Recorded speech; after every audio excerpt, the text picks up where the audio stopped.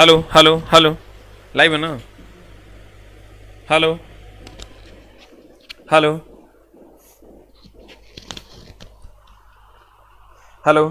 देखिए कभी कभी ऐसा होता है सर कि प्रॉब्लम्स क्रिएट होते हैं कि 10-15 मिनट आगे पीछे हो जाएगा, तो को अनाधुन फोन नहीं करना है। टेलीग्राम से आप जुड़े हुए हैं, वहां पर आपको सारी इंफॉर्मेशन मिल जाएगी कि सर आज 4 बजे नहीं 4:15 में लाइव होंगे, 4 बजे नहीं 4:20 में। ऐसा कभी कभी होगा, ऐसा नहीं कहेगा तुम डेली डेली सर यही धंधा होगा, नहीं, कभी कभी होगा। कभी कभी हो जाता है, चला नेट के प्रॉब्लम हो गया या कोनो काम हो रहा है ऐप पे, तो ये सब होता है। तो थोड़ा बहुत उसको समझ लो, जाम में नहीं फंसता था रोड पे, वही समझ लो।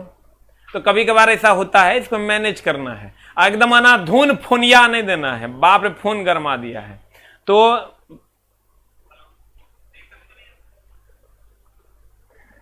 हेलो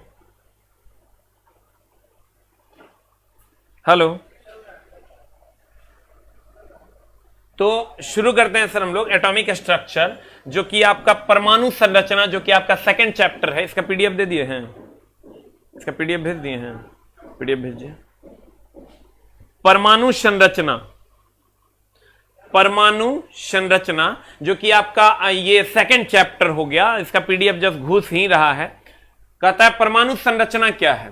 परमाणु संरचना की अगर हम बात करें तो कहता है, ध्यान दीजिएगा, हमने आपको कहा था तत्व का सूक्ष्मतम कण परमाणु कहलाता है, यौगिक का सूक्ष्मतम कण अणु कहलाता है। ऑलरेडी सर पीडीएफ आपको दे दिया गया है टेलीग्राम चैनल पे। और सर मैथ का पीडीएफ भी भेज दिए होंगे, मैथ का पीडीएफ भेजिए। आज जो मैथ की क्लास होगी उसका भी पीडीएफ भेजिए। गौर फरमाइएगा जनाब, परमाणु क्या है? ये जो तत्व है इसका एक छोटा सा कण ले आइए, उसको परमाणु कहते हैं। अगर ये आयरन का तत्व है, इसका एक छोटा सा कण ले आइए सर, ये परमाणु हो जाएगा। तो कहते हैं परमाणु, परमाणु क्या है सर? तत्व के सूक्ष्मतम कण को परमाणु कहते हैं। परमाणु अस्थायी होते हैं, और यह अब देखो परमाणु है तो इसका जो सूक्ष्मतम कण है वही परमाणु है। इसका चला सूक्ष्मतम कण है वही क्या है? परमाणु है। सूक्ष्मतम कण क्या है? ये रासायनिक अभिक्रिया में भाग लेगा और नहीं लेगा। अगर हम तोरा साथ भाई अभिक्रिया नहीं करेंगे तो हम दोनों एक दूसरे से जुड़ेंगे कैसे? तो रासायनिक अभिक्रिया में हम लोग भाग लेंगे तब ना जुड़ेंगे। मतलब हम लोग एक दूसरे से अभिक्रिया में भाग लेंगे, लेन देन होगा, हम तुमको कुछ दे रहे हैं, तुम हमको कुछ दे रहा। तो अभिक्रिया इसी को कहते हैं। अभिक्रिया का मतलब क्या है? एकरा से ओकरा में गया, ओकरा से एकरा में गया, वही अभिक्रिया है। तो कहते हैं परमाणु पहले तो अस्थायी होता है। अस्थायी इसलिए होता है क्योंकि ये रासायनिक अभिक्रिया में भाग लेता है। अस्थायी इसलिए होता है क्योंकि ये रासायनिक अभिक्रिया में क्या लेता है? भाग लेता है। और कहते हैं परमाणु। सर इस बार घिना के पूछा कि परमाणु शब्द का परिचय किसने दिया था? डेमोक्रिट्स ने दिया था। किताबों में नहीं लिखा गया है, लेकिन मैंने अपनी किताब में ये लाइन स्पेशली लिख डाली है कि परमाणु शब्द का खोज या इसकी जो परिचय दिया था। देखो खोज कहेगा, परमाणु का खोज कौन किया था? तो कहेंगे डाल्टन। लेकिन परमाणु शब्द का परिचय किसने दिया? तो कहेंगे डेमोक्रिट्स। ये क्वेश्चन इस बार पूछा है। अगर आप बोर्ड का क्वेश्चन देखोगे सर, तो बोर्ड ने क्वेश्चन पूछा है कि परमाणु शब्द का परिचय किसने दिया? डेमोक्रिट्स ने दिया। अब परमाणु का खोज किसने किया? तो डाल्टन चचा ने किया। परमाणु का खोज किसने किया? डाल्टन चचा ने। अब परमाणु शब्द का परिचय किसने दिया? डेमोक्रिट्स ने दिया। अब गौर फरमाइएगा। द नेक्स्ट वन इज, कहता है डाल्टन का परमाणु सिद्धांत। डाल्टन का परमाणु सिद्धांत। डाल्टन का क्या? परमाणु सिद्धांत।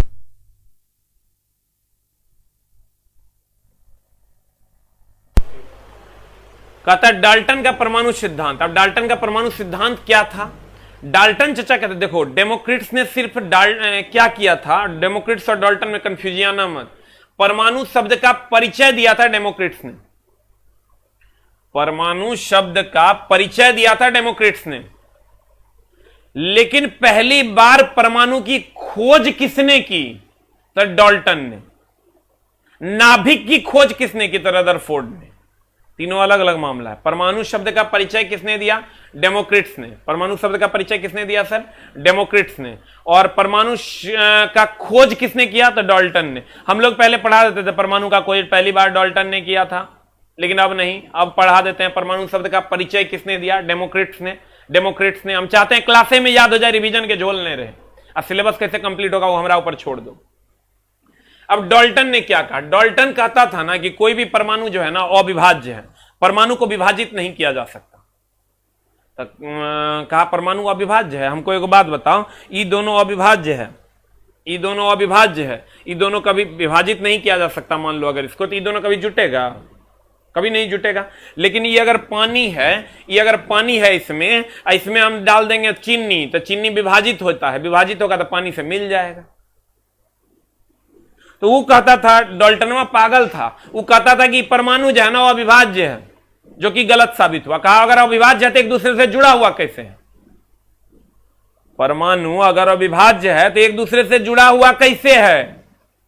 लेकिन ये कहता था डाल्टन कि परमाणु अविभाज्य है,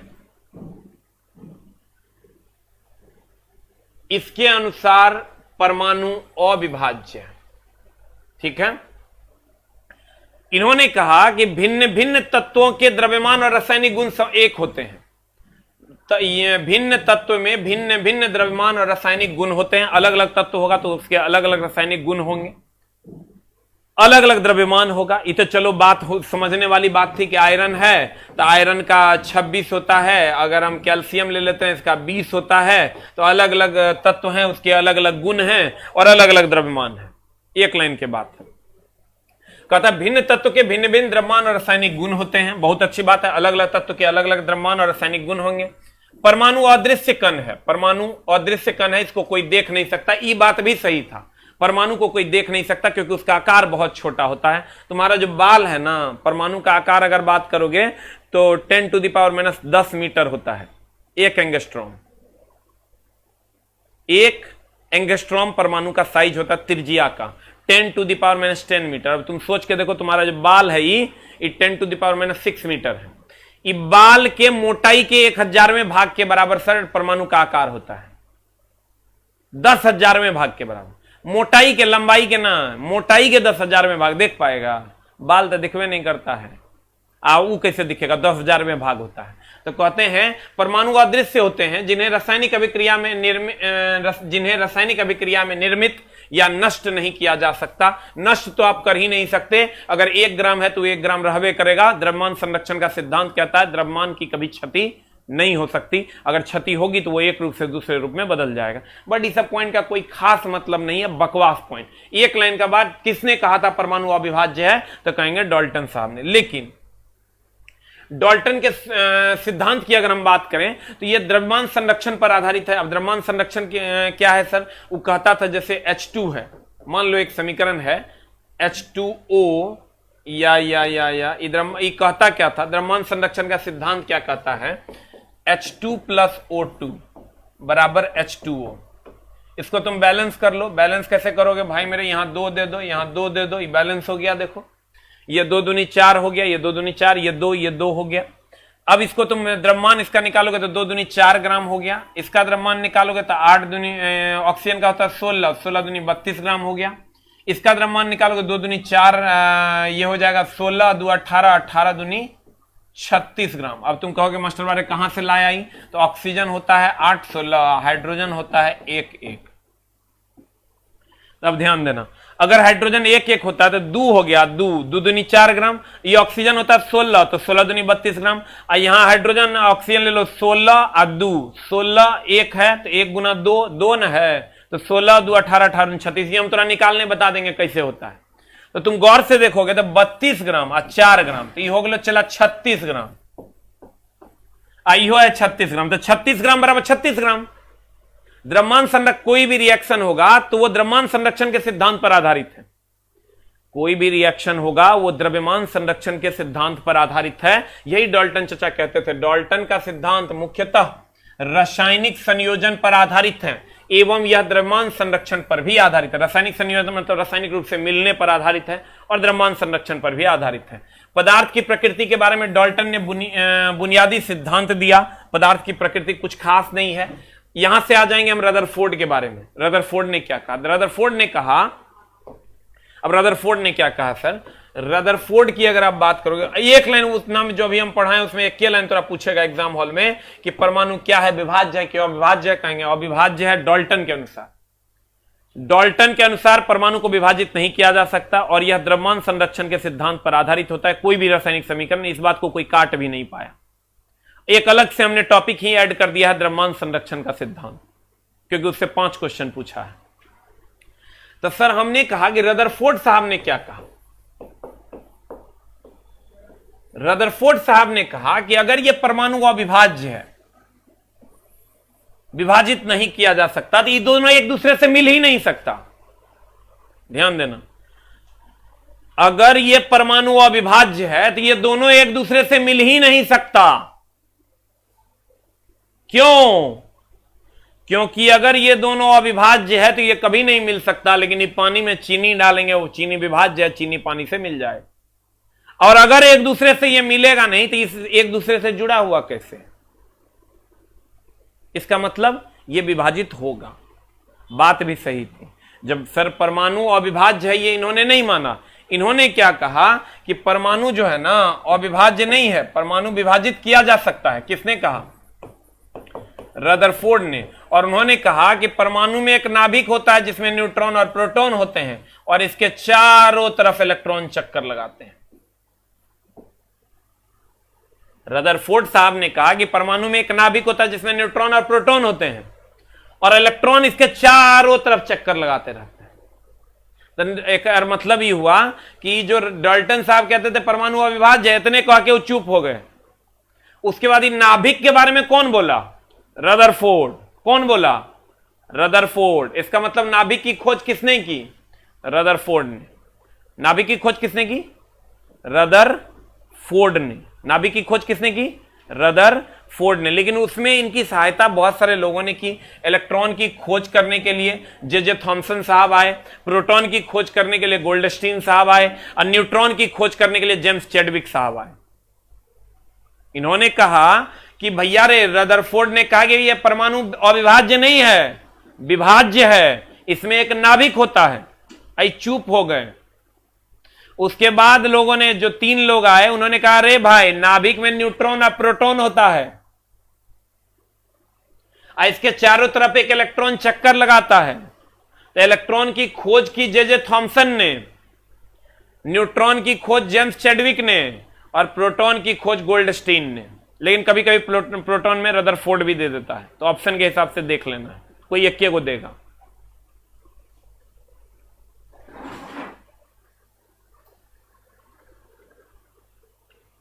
अब ध्यान दीजिएगा, हमने आपको कहा सर कि अगर ये न्यूट्रॉन और प्रोटॉन नाभिक में है, इलेक्ट्रॉन चक्कर लगाता है, तो ये नाभिक की बात रदरफोर्ड ने कही। डाल्टन कहता था परमाणु अविभाज्य है। नाभिक की बात किसने कही? किसने कही? रदरफोर्ड ने कही। लेकिन ये इलेक्ट्रॉन, प्रोटॉन, न्यूट्रॉन का खोज अलग अलग आदमी किया। इलेक्ट्रॉन का खोज जे थॉमसन साहब किए, न्यूट्रॉन का खोज जेम्स चैडविक साहब किए, अब प्रोटॉन की खोज गोल्डस्टीन साहब किए। अब मामला क्या था? उनके अनुसार, ध्यान दीजिएगा, रदरफोर्ड ने कहा ये जो नाभिक है, ये जो नाभिक के चारों तरफ जो वृत्ताकार पथ है, उसे उन्होंने कक्षा कहा।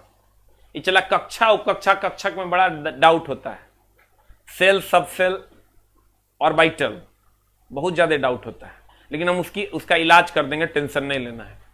यहां से यहां तक ये जो त्रिज्या है, इसकी त्रिज्या होती है 10 टू द पावर, ध्यान देना, -15 मीटर, जिसको हम 1 फर्मी या फेम्टो कहते हैं। ये हो गया नाभिक। ये तो नाभिक न है, ये क्या है? चला, ये नाभिक है और ये है हमारा परमाणु। तो परमाणु की जो त्रिज्या होती है, ये जो परमाणु की त्रिज्या होती है, ये परमाणु की त्रिज्या होती है 10 टू द पावर -10 मीटर, जिसको हम 1 एंगस्ट्रॉम कहते हैं। ये पूरा का पूरा 10⁻⁻15 मीटर, ये पूरा का पूरा 10⁻10 मीटर, और ये जो बीच का गैप होता है भाई मेरे, ये है -15, ये है -10, तो ये दोनों के बीच का जो गैप है ये होता है 10⁻5। ध्यान देना, नाभिक की त्रिज्या 10⁻15 मीटर, एक फर्मी या एक फेम्टो होता है। परमाणु की त्रिज्या 10⁻10 मीटर या 1 एंगस्ट्रॉम होता है। इसमें बच्चा बड़ा कंफ्यूज करता है। जैसे तुमको देगा ना परमाणु की त्रिज्या, एक ऑप्शन दे देगा 10⁻15, एक दे देगा 10⁻10, तू चल जाए बोरा में, तेरा पता ही नहीं चलेगा की मारे। कंफ्यूजन, हम बताते हैं कंफ्यूजन के जुगाड़। ये दोनों में कंफ्यूजियाना मत कि क्या 10⁻10 मीटर होगा, क्या 10⁻15 मीटर होगा। इसलिए कि जो माइनस पावर में जितना बड़ा होगा उतना छोटा होगा, और जितना छोटा होगा उतना बड़ा होगा। यानी अगर नाभिक की कहे तो नाभिक छोटा है, तो छोटा है तो पावर बढ़ा लो। अब परमाणु की कहे तो परमाणु के आकार बड़ा है, तो बड़ा है तो पावर छोटा लो, चूंकि माइनस में है।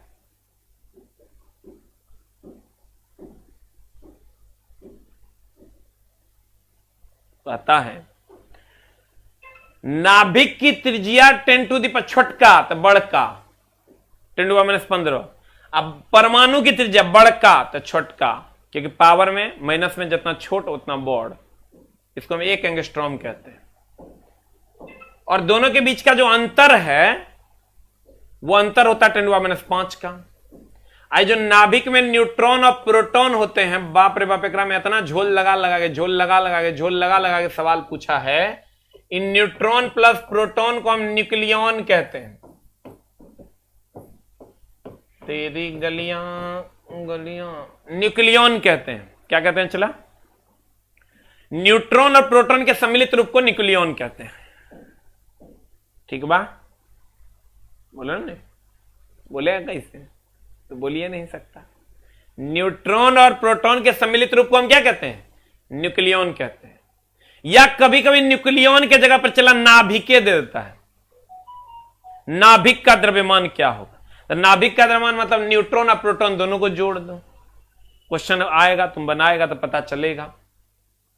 हमने क्या कहा सर? रदरफोर्ड चचा कहे थे कि भैया 3 गो मौलिक कण है, न्यूट्रॉन, प्रोटॉन और इलेक्ट्रॉन, यही 3 गो मौलिक है, कर अलावा कुछ नहीं है। और न्यूट्रॉन और प्रोटॉन नाभिक में होता है और इलेक्ट्रॉन चक्कर लगाते हैं। नाभिक में छोटका त्रिज्या तो बड़का वैल्यू, अब परमाणु के बड़का त्रिज्या तो छोटका वैल्यू। ठीक बा,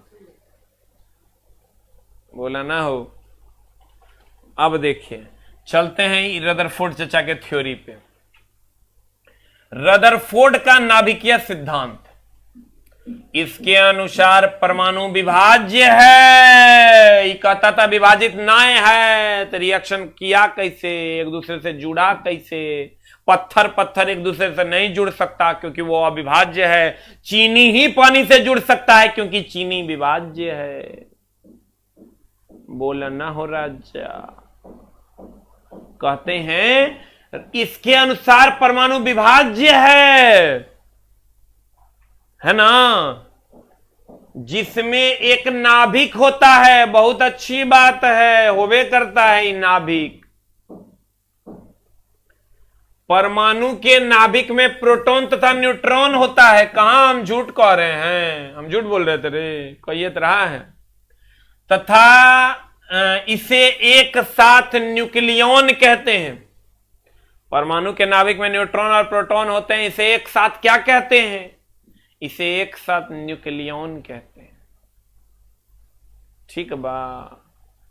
द नेक्स्ट कहता है नाभिक के चारों ओर, अहो राजा, न्यूट्रॉन और प्रोटॉन, इसके चारों ओर इलेक्ट्रॉन जिसमें चक्कर लगाती है उसे हम क्या कहते हैं?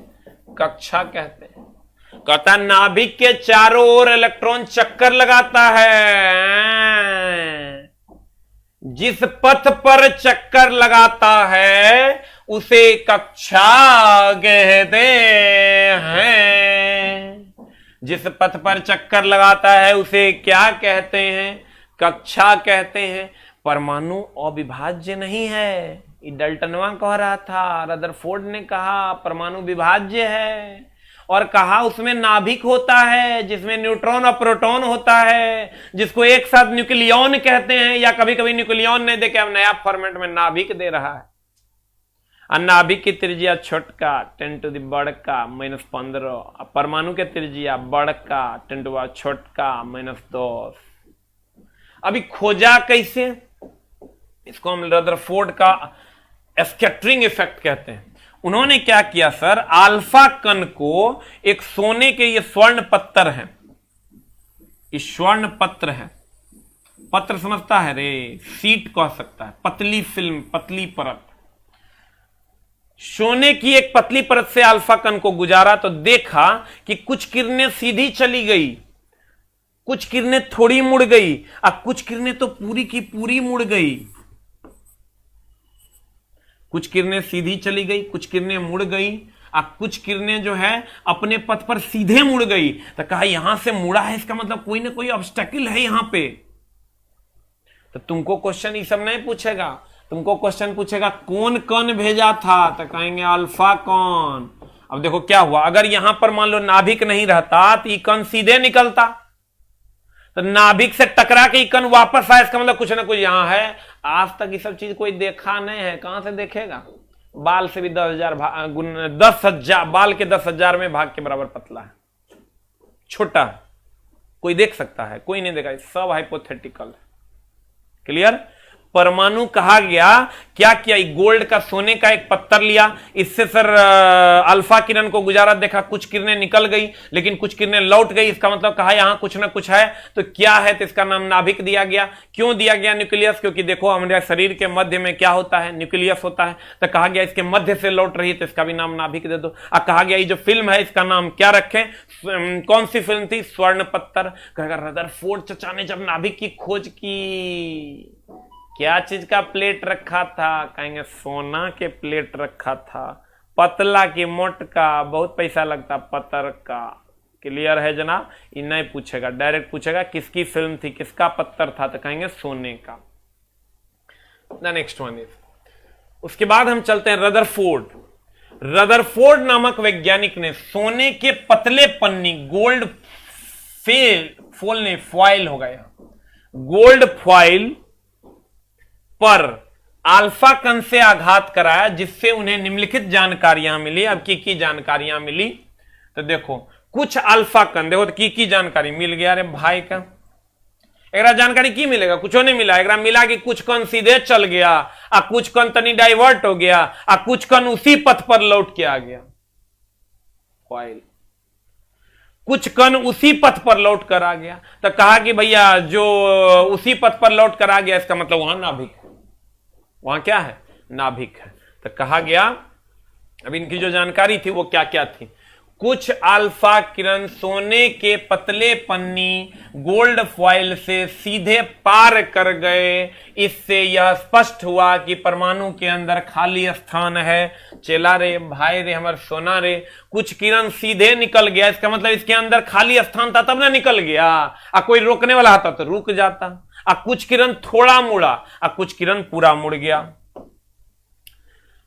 स्पष्ट हुआ कि परमाणु के अंदर खाली स्थान है। कुछ अल्फा किरण परमाणु के मध्यवर्ती वाले भाग से अपनी दिशा से विचलित हो जाते हैं, है ही वाला। कुछ जो है मध्यवर्ती भाग से थोड़ा सा विचलित हो जाते हैं, कुछ तो उसी पथ पर लौट जाते हैं।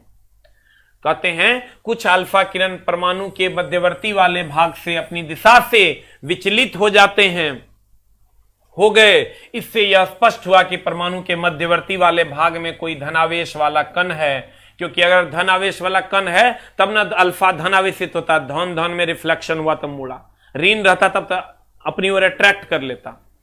उसके बाद कहा एक अल्फा किरण परमाणु के मध्यवर्ती वाले भाग से अपने ही दिशा में मुड़ जाती है, अपने ही दिशा में मुड़ जाती है, अपने ही दिशा में मुड़ जाती है। कहता है एक अल्फा किरण परमाणु के मध्यवर्ती वाले भाग से अपने ही दिशा में मुड़ जाती है। इससे स्पष्ट होता है कि परमाणु के मध्यवर्ती वाले भाग में भारी द्रव्यमान वाला कण है। परमाणु का जो मध्यवर्ती वाला भाग है ये नाभिक, यहां से जो ये ऐसे मुड़ गया तो कहा गया कि यहां पर भारी कोई कण है। इस प्रकार रदरफोर्ड ने परमाणु के मध्यवर्ती वाले भाग का नाम क्या रखा? नाभिक रखा। इतना बकवास नहीं पूछेगा तो की पूछेगा कौन कण भेजा गया था रदरफोर्ड के एक्सपेरिमेंट में? कहेंगे अल्फा। कहेगा वो जो पतला फिल्म लिया था वो किसका? सोना का। अब बाद बाकी भूल न जाओ तुम। कहेगा काहे तब पढ़ाए मास्टर, झूठे पढ़ा दिए चला, नहीं पढ़ाएंगे तो कहेगा बाप रे इतने में खत्म कर दिया। वो न बात है तो कॉपी मिलाता है, 3 पेज एक 4 पेज, तो एक आध को चला नहीं पढ़ा देंगे ही, इस सब किताब में लिखा रहे। तुम कहेगा देखा ये बात तो छोड़िए दिया, जबकि अगर कोई काम नहीं है हम लेकिन तुम्हारा बर्थडे नहीं बढ़ाएंगे। सर ये क्या किया? कुछ नहीं किया। अल्फा कण को भेजा सोने की पतली फिल्म से तो देखा कि बहुत सारा कण सीधे चला गया, तो कहा इसके अंदर खाली स्थान है। और उसके बाद देखा कुछ कण जो है ऐसे डाइवर्ट हो गया, और कुछ कण डाइवर्ट हो गया तो कहा इसका मतलब अंदर में कोई ना कोई अवरोध होगा। और कुछ कण उसी पथ पर लौट गया तो कहा यहां अवरोध होबे करेगा, और वो अवरोध का नाम रख दिया नाभिक। या अल्लाह, क्लियर है? बोलो ना रे। उस अवरोध का नाम क्या रखा? नाभिक। एक को सेकंड तो और बर्बाद नहीं करेंगे, सिर्फ और सिर्फ पढ़ाई, कोई फालतू का बात नहीं। क्लियर? सिलेबस कैसे कंप्लीट होगा वो तो हमरा पे छोड़ दो। अब कहते हैं देखो, रदरफोर्ड ने बताया, की बताया होगा, यही सब बातें ही कर रहा था कि न्यूट्रॉन प्रोटॉन नाभिक में होता है, इलेक्ट्रॉन चक्कर लगाता, और की बता देगा? जुलूम थोड़े कर देगा। रदरफोर्ड ने बताया परमाणु के नाभिक के चारों ओर लगातार परिक्रमण करते रहते हैं। कहता रदरफोर्ड ने बताया कि परमाणु के नाभिक के चारों ओर लगातार परिक्रमण करते रहते हैं, जो कि गलत है। रदरफोर्ड ने बताया कि परमाणु के नाभिक के चारों ओर लगातार परिक्रमण करते रहते हैं। परमाणु के नाभिक के चारों ओर लगातार परिक्रमण करते हैं, लाइने के कोनो मतलब नहीं। कहता है और यह रदरफोर्ड का परमाणु मॉडल का दोष कहलाया। सर इन्होंने कहा कि परमाणु के नाभिक के चारों ओर जो है गति करता है, नहीं चला, कक्षा में गति करता है, ये इसका दोष था। बट इसका कोई काम नहीं है, कभी नहीं पूछेगा। दूसरे को बात कथी एगो बात पूछता हूं, फॉइल किसका था? कहेंगे गोल्ड का। एगो बात और पूछेगा, कथी कौन किरण से भेजा गया? कहेंगे अल्फा। कहेगा रदरफोर्ड ने इस एक्सपेरिमेंट से क्या खोजा? कहेंगे नाभिक। खत्म, कुछ ने पूछते एक बाद, तीनों को पॉइंट। किस पूछा है? गोल्ड का पत्थर। ठीक है,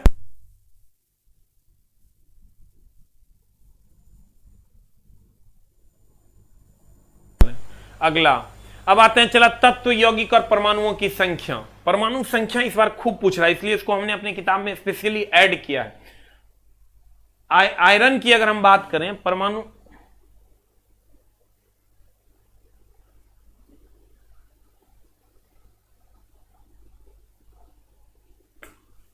देखिए, कहता है तत्व यौगिक और परमाणु की संख्या। सर या इसी को हम परमाणु की संख्या गिनने वाला खूब पूछ रहा है, हम थोड़ा बता देते हैं कैसे गिनना है। ये तत्व, चूंकि तत्व के सूक्ष्मतम कण को परमाणु कहते हैं, इसलिए हमने इसको यहां रखा है। अगर मान लो ये कैल्शियम है तो परमाणु की संख्या गिनोगे ना, परमाणु की संख्या गिनोगे तो एगो हुआ। अगर मैग्नीशियम है तो अकेले है तो एगो हुआ। CO2 है तो कै गो है? 2 और 1 3, तो 3 गो हो गया। O3 है तो कै गो हो गया? 3 गो। अगर Na2SO4 है तो कै गो हो गया? 4 1 5 और 2 7 गो। 4 1 5 और 2 7। ये सोडियम अकेले है, Na सोडियम होता है, अगर 1 और 2 मत गिन लेना। 4 1 5 और 2 7 गो। अगर तुमको गिनना होगा परमाणुओं की संख्या दे देगा तुमको, खूब पूछ रहा है सेट में बनाना, कुछ नहीं करना है, चला खाली गिन देना है। मान लो CA3PO4 हॉल 2 दे दिया, कैसे गिनोगे? 4 1 5 और 2 10 और 3 13। तुम कह रहे मास्टर कैसे गिन देता है? 4 1 5 2 10 3 13। फिर कर दें, देखो कैसे, 4 गेम 4 1 5 2 10 3 13। 4 1 5 4 1 5 और 2 10 और 3 13। NH2CONH2। 2 1 3 1 4 1 5 2 7 1 8। Answer KMnO4 4 1 5 1 6 CaOH hall 2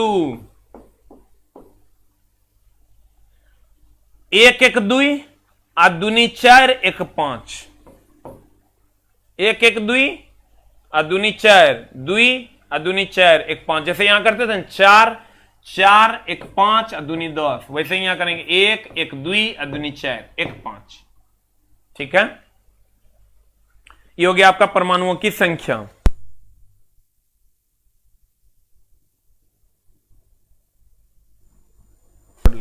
hello, अब यहां देखिए सर, परमाणुओं की संख्या गिनने के लिए अभी आपको खूब पूछ रहा है प्रश्न। कहता है आयरन परमाणुओं की संख्या है 1,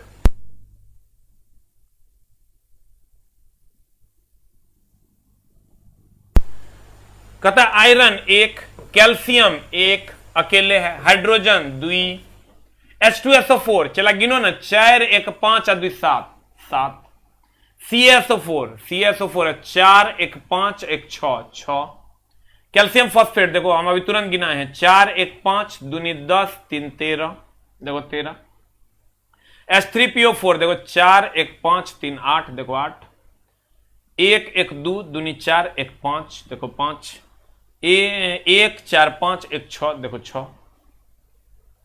बुझला कि ना?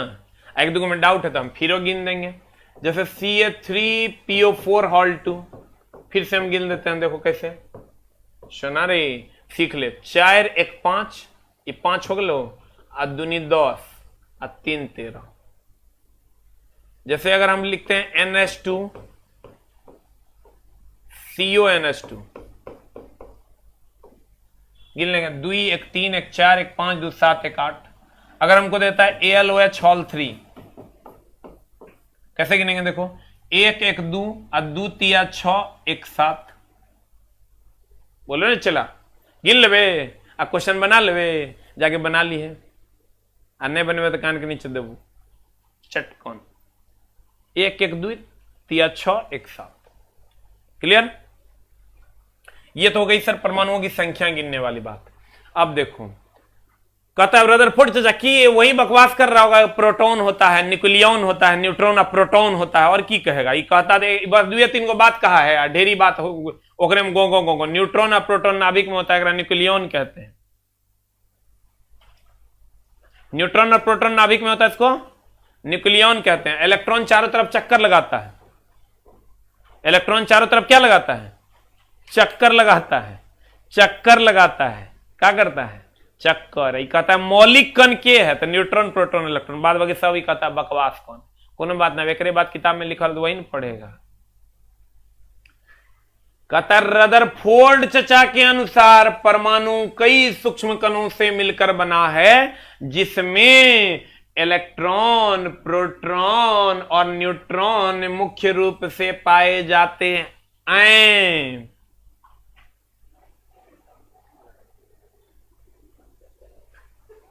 अब देखो कहता मुख्य रूप से पाए जाता है। रदरफोर्ड ने नाभिक की खोज की, बहुत बढ़िया बात है रे चचा, तू ही तो नाभिक के खोज किया। सोना के पत्थर उतना महंगा था, गरीबी था, सोना के पत्थर लाके खोजा बेचारा, चलो दे दिए इसको क्रेडिट। जिसमें परमाणु के प्रोटॉन तथा न्यूट्रॉन उपस्थित रहते हैं, क्या जिसमें मतलब नाभिक में न्यूट्रॉन और प्रोटॉन उपस्थित रहते हैं, जिन्हें एक साथ न्यूक्लियन कहा जाता है। लेकिन अब ना क्वेश्चन के टर्म बदल देता है, न्यूक्लियन की जगह नाभिकीय लिख देता है, हम तो जान लेगी नाभिकीय का तो न्यूक्लियन कहते हैं। नाभिक को की कहते हैं? चला न्यूक्लियन। नाभिक को की कहते हैं? न्यूक्लियन। नाभिक को की कहते हैं? चला न्यूक्लियन। नाभिक को की कहते हैं? न्यूक्लियन। एक बार कमेंट सो दिखाओ तनी, चलवा सब की लिख रहा है। हाँ सर नोटिफिकेशन क्यों नहीं देते? ये कभी कभार होगा 10-15 मिनट लेट, आप कान के नीचे दबो। टेलीग्राम पे जब नोटिस दे दिए हैं हम, ऐप अंडर कंस्ट्रक्शन था सर, वर्क अंडर कंस्ट्रक्शन था, कुछ अपडेट चल रहा था, उसमें लेट हो गया तो 10-15 मिनट कभी लेट होगा। हमारे गर्दन 99 टका में काट के लेगा, दे खून चढ़ा दे तोरा तब संतुष्टि होगा। काली माई के नाना है तू, दुष्ट कहीं का। 10 मिनट लेटे हो जाए तू प्रधानमंत्री के नाना हो गए रे। क्या क्या लिखे हैं यानी देखें हम, अभी तो नीचे था। टेलीग्राम पे पता नहीं चला, पता करो तब ना पता चलेगा। जब भी मेरे क्लास में लेट हो तो कृपया मेरे टेलीग्राम पे सर्च मारें। हम सबका कमेंट देख रहे हैं। आशीष यादव जी, आपका तो कमेंट से एकदम हम देखिए रहे हैं। राम राम। की लिखा है?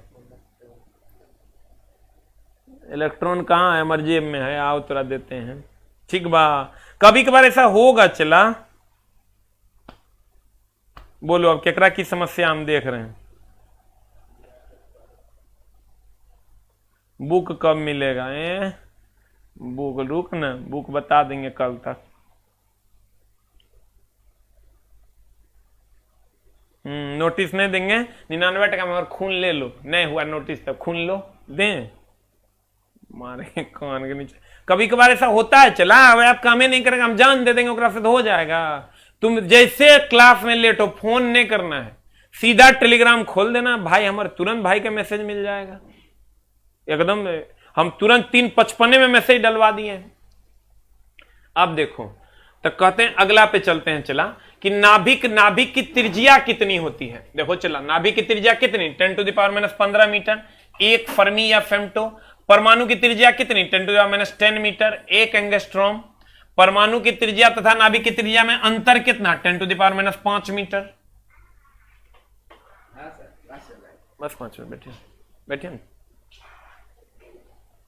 अगर हम बात करें नाभिक की त्रिज्या की तो 10⁻15 मीटर।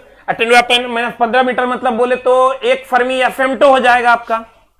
और अगर हम परमाणु की त्रिज्या की बात करें 10⁻10 मीटर, छोटका के बड़का, बड़का के छोटका, बुझल कि ना? छोटका के बड़का अब बड़का के छोटका। काहे? माइनस में पावर जितना ज्यादा होगा उतना कम होगा, अब माइनस में जितना पावर कम होगा उतना ज्यादा होगा। तो जैसे कहेगा परमाणु, परमाणु कहेगा मतलब समझ लो बड़का, अब बड़का मतलब पावर छोटका यानी 10⁻10 मीटर। अब नाभिक कहेगा तो नाभिक छोटका, छोटका मतलब वैल्यू बड़का, काहे कि माइनस में है तो 10⁻15 मीटर। और 10⁻15 को कहते हैं 1 फेम्टो। तो कहते हैं नाभिक की त्रिज्या 10⁻15 मीटर, 1 फर्मी या फेम्टो। परमाणु की त्रिज्या 10⁻10 मीटर, दैट इज 1 एंगस्ट्रॉम। बोलो ना रे। अगर हम परमाणु की त्रिज्या तथा नाभिक की त्रिज्या में अंतर करेंगे चला तो 10⁻15 10⁻10 में कितने का अंतर है? 10⁻5 मीटर का अंतर है। आइए देख लो, हम लिख दिए न्यूट्रॉन और प्रोटॉन। न्यूट्रॉन प्लस प्रोटॉन को न्यूक्लियन कहते हैं, लेकिन करंट ट्रेंड में क्वेश्चन में नहीं पूछ रहा है। क्वेश्चन में की पूछ रहा है? नाभिक। तो तुम क्या कह रहे मास्टर, तू पढ़ाया न्यूक्लियन, नाभिक कहने से आ गया? हेने से आया, अभी हम बता रहे हैं ना, ध्यान में हेने रख लो। तो न्यूक्लियन को ही हम नाभिक कहते हैं, काहे नहीं कहेंगे? यही तो नाभिक है। बोलो ना रे। अब यहां से आते हैं। चला यही बात यहां लिखल है एंगस्ट्रॉम में, यही बात यहां लिखल है फर्मी में। तो अब मामला क्या है? देखो, अगर हम बात करें, रदरफोर्ड चचा ने कुछ और बातें कही। रदरफोर्ड चचा ने क्या कहा? उन्होंने कहा ना कि देखो ये इलेक्ट्रॉन तो चक्कर लगाता है, बहुत अच्छी बात है, और न्यूट्रॉन और प्रोटॉन जो है ये नाभिक में रहता है। कहा परमाणु का संपूर्ण द्रव्यमान जो है ना वो नाभिक में केंद्रित होता है। कहा काहे? इलेक्ट्रॉन में भी तो द्रव्यमान होता है। कहा नहीं नहीं, एकर बनिस्पत ई दोनों मिला के बहुत ज्यादा द्रव्यमान होता है। तो कह देते हैं कि भैया यहां केंद्रित रहता है।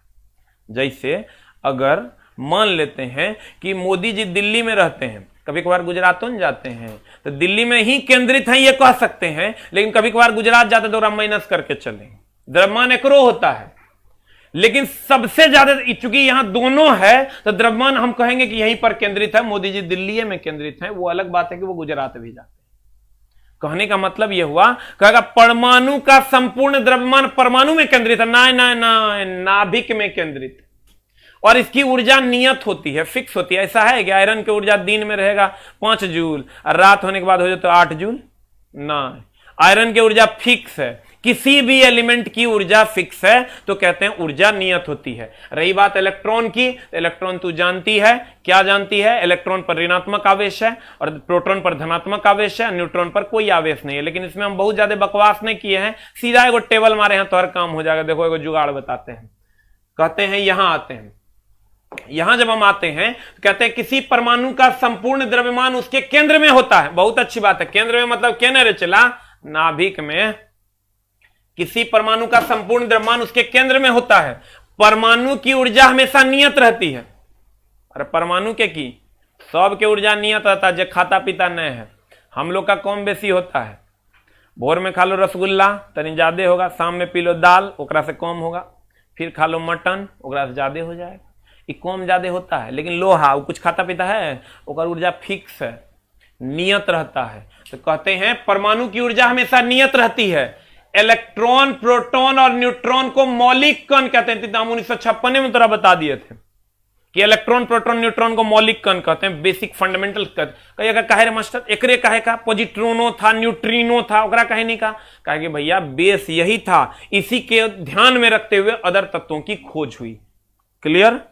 कहते हैं इलेक्ट्रॉन, प्रोटॉन और न्यूट्रॉन को मौलिक कण कहते हैं। परमाणु में इलेक्ट्रॉन की ऊर्जा हमेशा इलेक्ट्रॉन, इलेक्ट्रॉन रे, इलेक्ट्रॉन रे, इलेक्ट्रॉन रे, इलेक्ट्रॉन रे, इलेक्ट्रॉन बोले तो कथी निगेटिव चार्ज, तो अगर ऊर्जा कैसा होगा तो कहेंगे ऋणात्मक।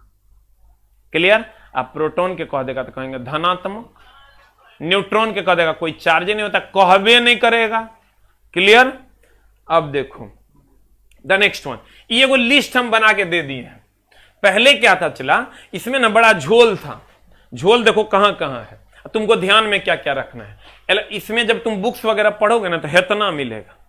लेकिन हमने देखा कि सवाल पूछिए नहीं रहा है, जकरा से वो पढ़ाएंगे का है।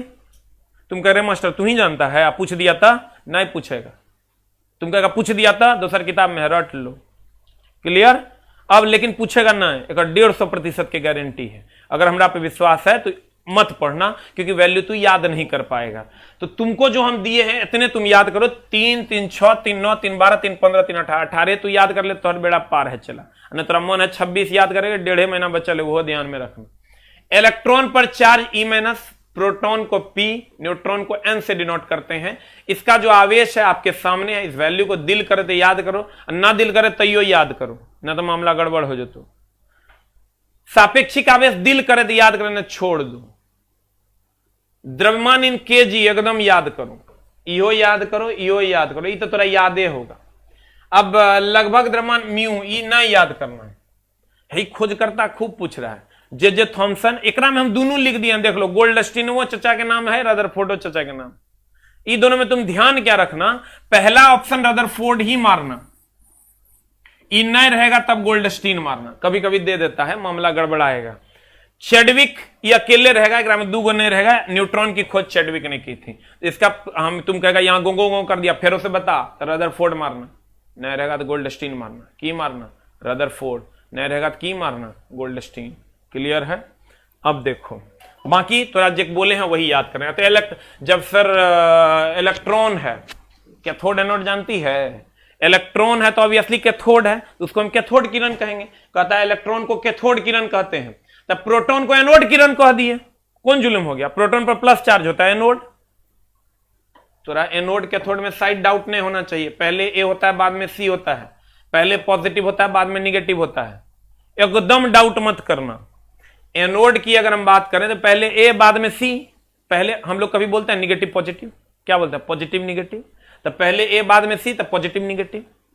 तो कहते हैं इलेक्ट्रॉन को कैथोड किरण, आप प्रोटॉन को एनोड किरण भी कहते हैं। और अगर हम बात करें इलेक्ट्रॉन और प्रोटॉन के आवेश की, तो तुम गौर से देखोगे तो दोनों का वैल्यू सेम होता है। ये भी होता है -1.602 × 10⁻⁹ ये भी होता है, यहां माइनस है यहां प्लस होता है, लेकिन मैग्नीट्यूड सेम होता है, यहां भी 1.6022 × 10⁻⁹।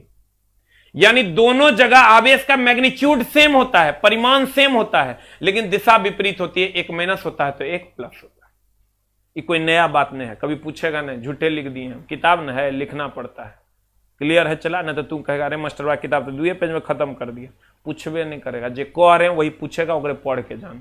अब तुम कहेगा मास्टर बताओ की पूछेगा, तो एकरा में हम 3 गो तुमरा हाईलाइट करवा दिए हैं, एगो ई हाईलाइट करवा दिए, एगो ई हाईलाइट करवा दिए, एगो ई हाईलाइट करवा दिए। तीनों को कॉलम पूछना, 9 गो याद करके जाना। देखो 9 3 और 3 6 और 3 9 बोले नहीं याद करना, तो 18 के 9 कर दिए चला। अब देखो इलेक्ट्रॉन को कौन किरण कहते हैं, एक बार हम लोग सब शुरू से रिवीजन कर लेते हैं, गौर फरमाइएगा। कहते हैं इलेक्ट्रॉन की अगर हम बात करें, इलेक्ट्रॉन की अगर हम बात करें तो इलेक्ट्रॉन और न्यूट्रॉन, कहते हैं इलेक्ट्रॉन प्रोटॉन न्यूट्रॉन को मौलिक कण कहते हैं। न्यूट्रॉन सबसे भारी है, इस पर अलग से चर्चा करेंगे। प्रोटॉन अस्थायी कण है, आगे बढ़ गया। इलेक्ट्रॉन को कैथोड किरण कहते हैं, प्रोटॉन को एनोड किरण कहते हैं। इलेक्ट्रॉन प्रोटॉन पर आवेश का मान बराबर होता है लेकिन एक दूसरे के विपरीत होता है। हम अभी तोरा देखे हुए किए। ई प्लस माइनस हम बोले क्या याद करना है, उसमें किसी परमाणु के संपूर्ण द्रव्यमान कहां होता है, उसके केंद्र में होता है। परमाणु का ऊर्जा हमेशा नियत रहता है, किसी का भी ऊर्जा नियत रहता है जो खाता पीता नहीं है। इलेक्ट्रॉन प्रोटॉन न्यूट्रॉन मौलिक कण है। अब परमाणु में इलेक्ट्रॉन की ऊर्जा हमेशा ऋणात्मक होगी क्योंकि माइनस चार्ज है। ये तो हम तरह बताइए दिए, छोटका के बड़का यानी -15, अब बड़का के छोटका यानी -10। अगला रदरफोर्ड के अनुसार परमाणु क्या है, ये बहुत सारे सूक्ष्म कणों से मिलकर बना है। इलेक्ट्रॉन प्रोटॉन न्यूट्रॉन कहते हैं, सब जानता है। न्यूट्रॉन प्रोटॉन नाभिक में, इलेक्ट्रॉन सर नाभिक के चारों ओर चक्कर लग रही, बउआ वाला चीज सब आज हम तरह पढ़ाए हैं, यही तुम 7th 8th क्लास से ही पढ़ रहा होगा। लेकिन ये परमाणु गिनने वाला, परमाणु के मामला जो है गिनने वाला, एक बढ़िया से गिनना। जैसे यहां गिनेगा ना तो 4 1 5 और 2 10 और 3 13, ब्रैकेट वाला को गिन लेना। अब ब्रैकेट के बाहर जो मामला होगा ओकरा से गुना कर देना और एक साथ जोड़ देना। क्लियर? इसी तरह तुम परमाणु की संख्या गिन लेगा। फिर रदरफोर्ड डाल्टन में कुछ खास अंतर, डाल्टन कहता था विभाजित नहीं किया जा सकता है, लेकिन ऐसा कैसे हो जाएगा? अगर विभाजित नहीं करेंगे तो जो चीज विभाज्य नहीं वो कभी मिल नहीं सकता। जैसे दूगो पत्थर कभी आपस में मिल सकता है क्या? कभी नहीं मिल सकता क्योंकि वो अविभाज्य है। लेकिन चीनी पानी में मिल जाएगा, क्यों मिलेगा? क्योंकि चीनी विभाज्य है। तो रदरफोर्ड चचा के कॉन्सेप्ट बहुत बढ़िया था, वो कहते थे परमाणु विभाज्य है। क्लियर? आगे की कार्रवाई अगली कक्षा में। नमस्कार, मिलते हैं 5:30 बजे मैथमेटिक्स की कक्षा में, जो कि आज आर.के. सिंह सर लेंगे, और 7:30 बजे मैं लेकर आ रहा हूं साइंस आपके लिए, कुछ अच्छे प्रश्न। थैंक यू वेरी मच, खूब मन लगा के पढ़िए। मिलते हैं हम लोग 7:30 बजे। Thank you very much.